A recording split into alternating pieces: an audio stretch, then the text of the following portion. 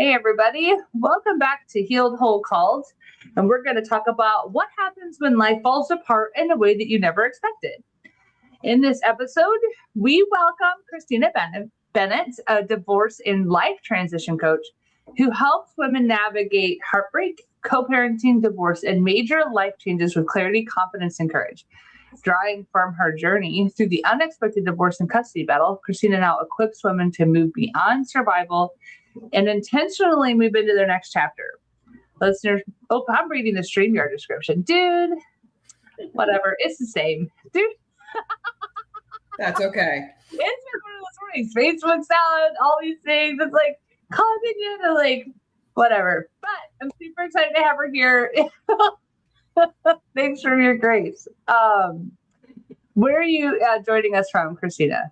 Yeah, thanks so much, Wendy. So I'm Christina Bennett. I'm from upstate New York, and it's more rural than the city. It's big state, but yeah, it's a little muggy today out here in New York. Yeah, that's the nice part about upstate New York is that the temperature can cool down as quickly as it goes up, and it's amazing how so many people will associate New York only with the city. That's the smallest part of the entire big state. Yeah. It's a beautiful, beautiful state to go visit. So, absolutely. So let's jump right in. Many women feel like divorce or a major life transition becomes the defining chapter of their story. What inspires you to help women see that it can actually become the beginning of a new chapter? Yeah. So, it really kind of stemmed from my own lived experience. And, you find yourself in this situation where it's like, I never thought I was going to be here. I never thought I would be in this situation. I never thought this would happen to me. And so it's kind of surreal for a minute. You just kind of go through the shock and awe of all of it. But then, as I kind of went on my journey, I took some practical healing steps and God really started healing my heart. I built a level of resilience and confidence in myself that I didn't know existed. And I think God knew it was there all along. It just unearthed a new level of me. So what really became something that was probably one of the biggest pain points of my life became my biggest transformation. And so that's really what I want to encourage other women or even men who've been through something that's transitionally hard, that it's just your next chapter. It's not the end of the story. Absolutely. And when you talk about rebuilding after loss, what are some of the biggest obstacles women face when they're trying to move forward after heartbreak or divorce? I think one of the biggest hurdles I have is just the hurdle of disappointment. I think that, from a faith-based perspective, the enemy is really after your hope, after your voice, after your belief, and things can get good again. Because when you go through something so devastating, it's like this crushing weight of, is this it? Like, is it ever, you can't see the forest through the trees. You can't see anything beyond this giant mountain in front of you. Mm-hmm. And what I would say is it does get better. It does get better. Putting one foot in front of the other. You can't see it right now. You're not going to see it probably for a while, but I can tell you it does get better. And I'm living proof of that as well. It's been, let's see, my separation happened in September of 2015. So that's been 11 years. Divorce has been 9 years, right? Yeah. And when you're in the thick of it, it's like, you feel like you're in a dark cloud and you just, I did choose numbing choices of alcohol to just because I couldn't handle the pain. It was so bad. And then I decided there was a moment in early 2016 that I'm like, I'm choosing me. Yeah. So even though that had taken me, I guess technically it was only like 6 months worth of, pity, but it was still quite, it's a lot. It's people just don't understand. And it can be very lonely. Yeah, absolutely. That you get all the advice of all the bad things people want. And not bad. It's like, they're saying bad things about him. They're just like, saying all the different things. And I'm like, it's not helpful. It's like, I don't need fuel.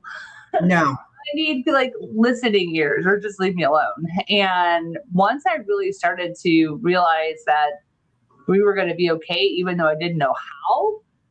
And my kids were 1 and 3. So they were little. And so I had to navigate the road of single motherhood. And it's one of those beautiful things that you don't have to know all the answers. You just take one step forward towards the solution. Yeah. Yeah, absolutely. But I think you have to believe that it can get better. You have to, because you're not going to be motivated to take another step if you feel like it's hopeless. So I think that's the first obstacle is just overcoming that hopelessness, disappointment, depression. Once you start to work through that and see just social proof of, oh, wait, I can do it. And you have a victory, like you fix the refrigerator by yourself, or your kid comes up and hugs you unexpectedly when you're crying. Like you start to get these social proofs or these work wins or something starts happening. And it's like, oh, I can do this. And you start to build that back in yourself. So I think that's kind of the first step. Absolutely. So your new message centers around building fearless. What does building fearlessly mean? And why is that message resonating with women right now? Yeah, so it's interesting. So this venture of Next Chapter Coaching really started with my idea. Well, not really my idea, but something I believe God, birthed in me was to help other women through divorce and transition and life changes that are difficult, because I've been there and I've helped women for years navigate things that are hard. What I noticed is as I started posting on social media, on Instagram specifically, I had my own personal page too. And I started posting things that were kind of, in the faith-based encouragement space. And people were really resonating with it. And the message that kind of kept rising up in my heart is that God's told you something to build. He's given you instructions, kind of like a Noah moment or a Nehemiah moment, and yet you're not doing it. That's what kind of kept bubbling up within me. And I was like, this wasn't the path I intended to be on, but somehow this build fearless message is striking a chord with people, and I need to serve them where they're at, men and women. So that's kind of where it kind of came from, where I was like, this is something that people need right now. It's a now message. So I built a build fearless package, which is really centered around coaching men and women. If there's something that you've got in your heart, your soul, you're supposed to do, build, birth, you need that person to come alongside you with encouragement and strategy. And that is what that message and that offering became. So something out of need that I already saw was, this is striking something. I better follow that feeling. Right. Well, and I mean, if anybody knows the Bible and the story of Noah, it's not like God gave him this idea. He built the ark, boom, done. It was 120 years. I think it's 120 years. Yeah. And so it's like, and even the Nehemiah. Yeah. It was decades, because they started it, they got discouraged, they stopped. And it's like, I think it was Nehemiah that had picked it up and said, hey, we're going to do this. Right. And it's like, but God has equipped all of us as his children. Right. And I'm starting to say his children and more than the body of Christ, because every single one of us who acknowledge him or not are his. Mm-hmm. And then you've got the body of Christ. You have a more realization of the fullness and completeness that it is to have a relationship with our Savior and Father God. And it's like realizing, hey, which is how, if everything is God's creation, which is why he can talk through a donkey. Right. Somebody up. Yeah. Yeah. So it's like, so don't dismiss encouragement, even if it doesn't come in a way that you planned it to. 100%. Oftentimes it's not going to come in a way you planned it to. And that's just the beauty of how God keeps it, just to keep you honest and keep you humble. Totally. So how did your own experience with divorce and custody battle shape the way you coach and support others today? I think it's given me a level of compassion, empathy, and strength that kind of just marry together and marinate into the perfect coaching mix, because I don't want someone to talk at me. I don't want someone to preach at me. I want someone to say, hey, I'm going to be kind of your paraclete. I'm going to come alongside you and guide you. We're going to walk through this together. You're not alone. I think sometimes we overcomplicate the coaching. We overcomplicate the process. It's like people really just want to be seen, heard, felt, valued, understood, and feel like they're not alone. A lot of times they have the answers within them. They just need somebody to support them along the journey. And I remember when I was going through, my own, very difficult battle, I just felt like I was getting hit from all sides. It was like another hit, another lawyer fee, another this, another court date, and it kept hitting me. And it was like I needed somebody to come alongside me and really walk through that. Now I have great, community and church support, blah, blah, blah, all that.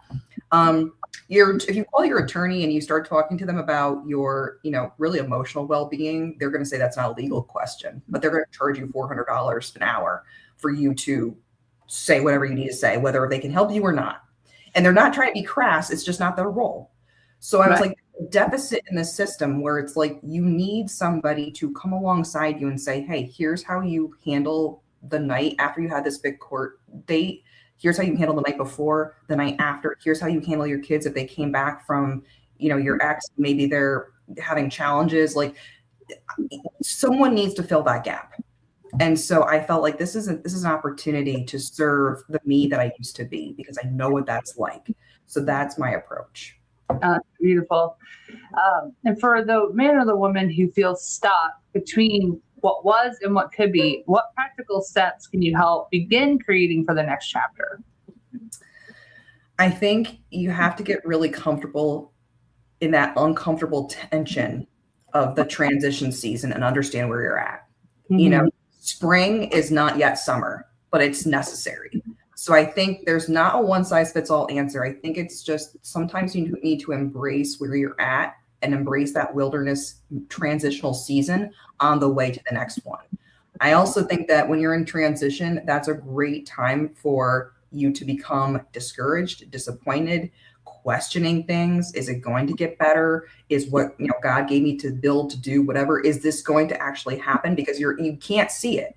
Mm-hmm. So I think it's a moment of faith where you have to really cling to the promises of God. And on a practical level, be consistent. Keep doing those things that you know to do, because you are going to come out. And when you do, you'll have all those systems in place. So be consistent and don't get discouraged, but know that it's a transition season and it will get better. That's awesome.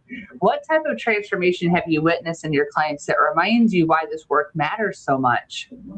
Yeah, I think the most awesome thing is seeing a woman go from, I don't want to say insecure, but unsure of herself, unsure of her voice, unsure if she's making the right decisions. And then I get around her and suddenly I start to see over time her find her voice, find her confidence, find her own strength that always existed. It's just, I helped unearth it in a way that I helped provoke her to be more confident.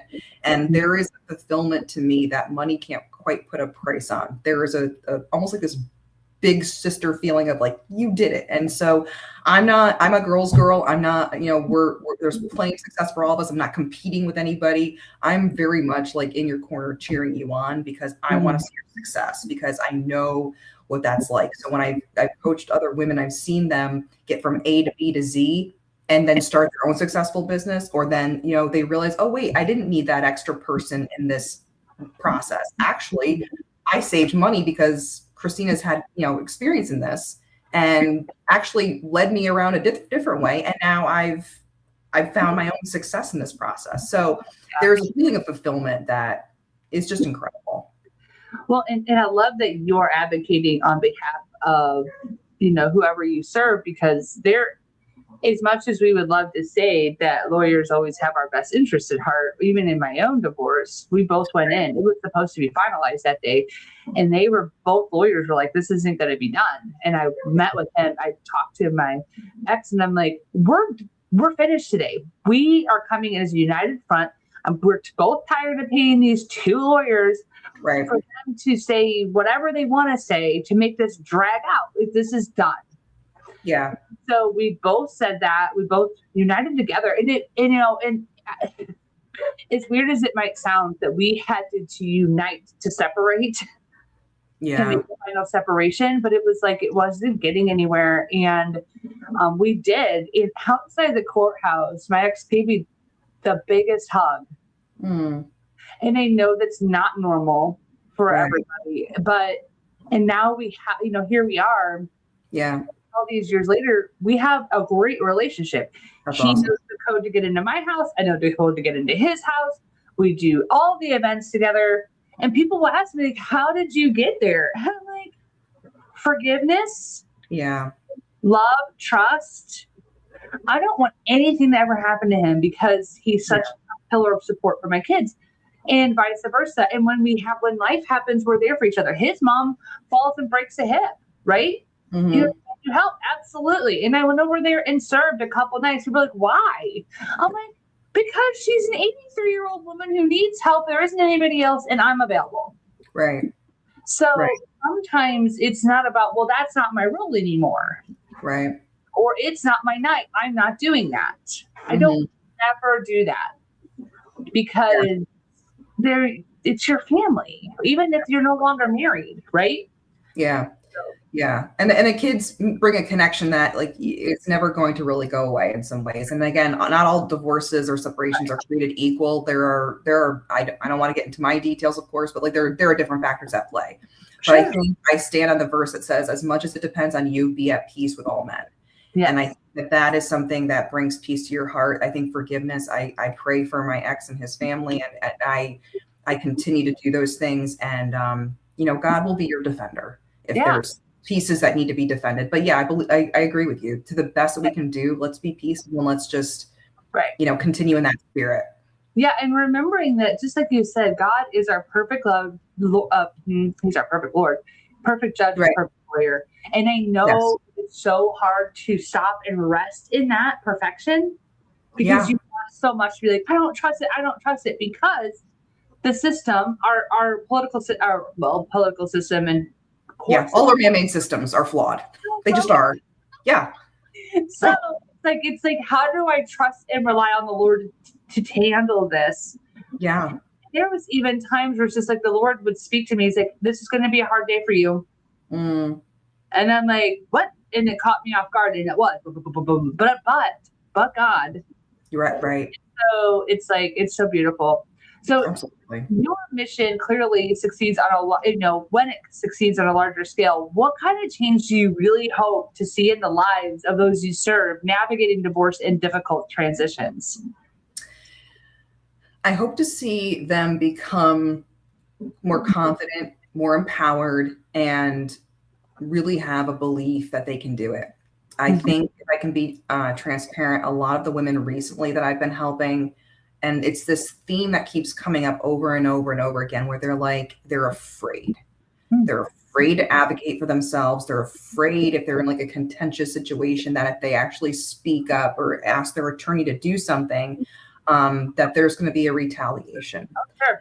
And I that's got a soft spot in my heart, because I know what it's like to be afraid. And I feel like, wow, why am I this afraid? I always considered myself to be a fairly, strong person. And it's like, the enemy will beat you up and say, hey, you know what? You were this fearful person. Like, who do you think you are giving advice?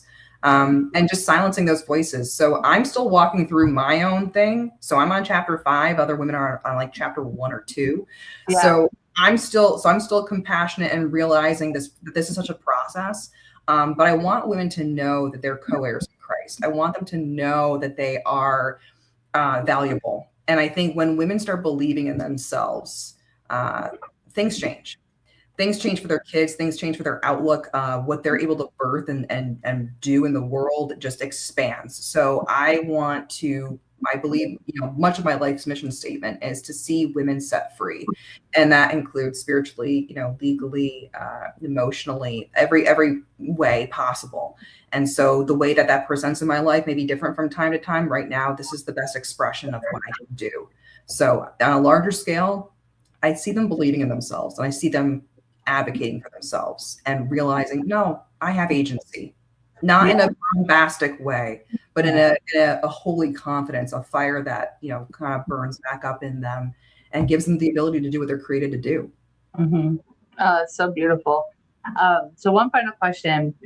If there's a woman listening today who feels completely overwhelmed by loss, uncertainty, and fear about her future, what would you want her to know right now? I would say that I know exactly what that feels like. I'm just going to start with a quick little story, then I'll just get into the advice. When I moved back home, and I was like, things are obviously done. And I remember putting my son to bed. He was like 18 months old. I put him in the crib in the adjoining room. I'm back in my family home.